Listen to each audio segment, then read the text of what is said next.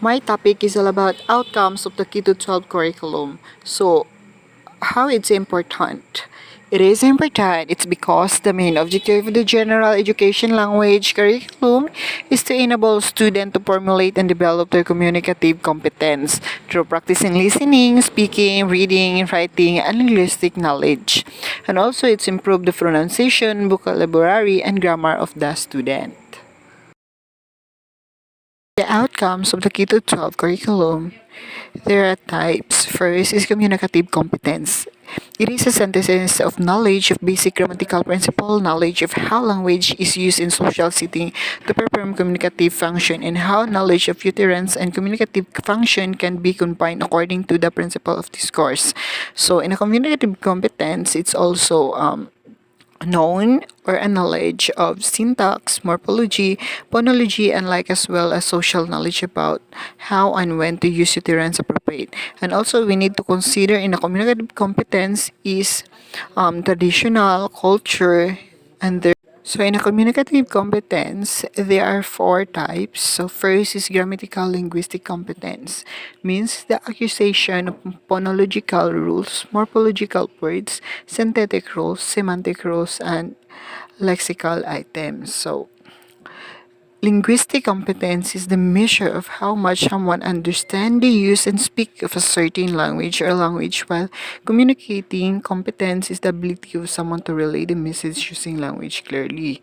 So, they should be introduced with the themes, topics, for example, words such as contaminate, domestic waste, and toxic can be introduced when discussing the pollution. So, the best example of it is if you can use or writing an essay or speech, just like for that. That is the best example.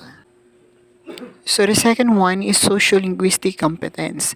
Refers to the learning of pragmatic aspect of various speech act, namely the cultural values, norms, and other factors, sociocultural conversation, in social context. So I have an example.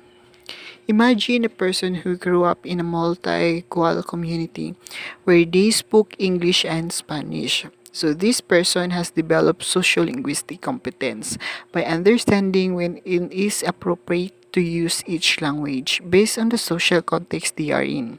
For example, if they are speaking with their family members, they might use Spanish because it is the language they are most comfortable with and the language their family members also speak. However, if they are in a formal business meeting with an English-speaking colleagues, they would switch to English to communicate effectively and demonstrate professionalism. Additionally, the person might may always understand how to adjust their language use depending on factors like age, gender, and power dynamics. They might use different vocabulary and sentence structure when speaking with a child versus an adult, or when addressing a boss versus a colleague.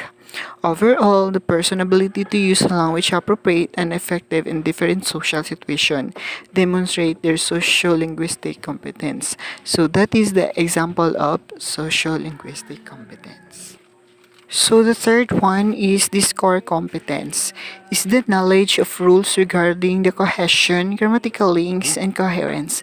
Appropriate combination of communicative action of various types of discourse, oral and written. So imagine, I have an example. Imagine a college student who is able to participate in a class discussion on a complex topic like climate change. The student demonstrates this core competence by organizing their thoughts, using appropriate language, listening activity, adapting to the situation. So in fact, the student ability to participate effective in a class discussion on a complex topic demonstrate their discourse competence. They are able to use language to create a coherent and effective communicative interaction in a complex social setting in the classroom. So the last one is strategic competence.